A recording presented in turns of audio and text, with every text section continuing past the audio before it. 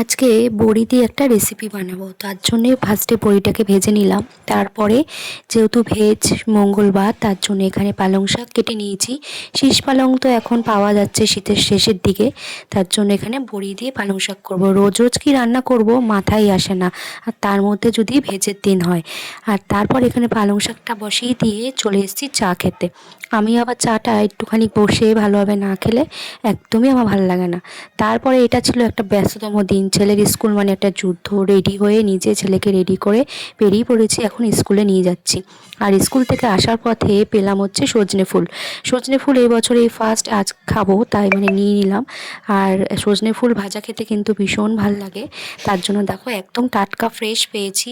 আর সজনে ফুলের এখন ভীষণ দাম, তা যাই হোক 100 মতো নিয়ে নিয়েছি। আর এখানে বাড়ির থেকে বড় রেখেছে এঁচোড়, তারপর হচ্ছে সজনে ডাঁটা, পেঁয়াজ, এগুলো বাড়ির থেকে এসে দেখছি যে ও রেখেছে। আর বাড়ি এসেই আগে কিছু ওই বড়ি অনেক দিন হয়েছে, একটু মাঝে মাঝে আমি রোদে দিই, না হলে পোকা ধরে যায়। তো তার জন্য দেখো এই বড়িগুলোকে একটু রোদে দিয়ে নিলাম। আর সোয়াবিন একবারে যেহেতু অনেকটা আনে, হাফ খাওয়া হয়ে গেছে আর হাফটা রোদে দিয়ে দিচ্ছি। এই জিনিসগুলো একটু মাঝে মাঝে রোদে দিলে বেশ ফ্রেশ থাকে। তারপরে হাফ রান্না করে তো চলে গেছিলাম, আর কিছুটা রান্না বাকি ছিল, সেটা এখন কমপ্লিট করে নিচ্ছি। আগেই বসিয়ে দিলাম রান্নাটা, কারণ আবার তো ওইদিকে ছুটির টাইম হয়ে যাবে, তার জন্য এসে আগে রান্নাটা করে নিচ্ছি।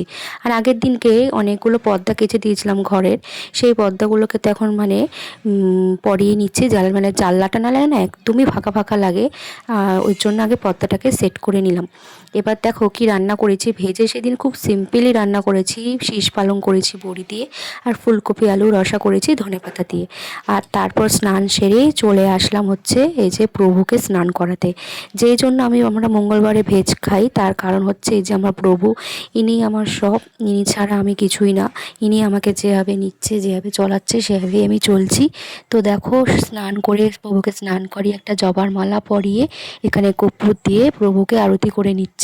আর এনেছিলাম একটা লাড্ডু, লাড্ডুটা দিয়েও এখন পাঁচালি পরে নিচ্ছি। তো আমার ভিডিও তোমাদের কেমন লাগলো অবশ্যই জানাবে।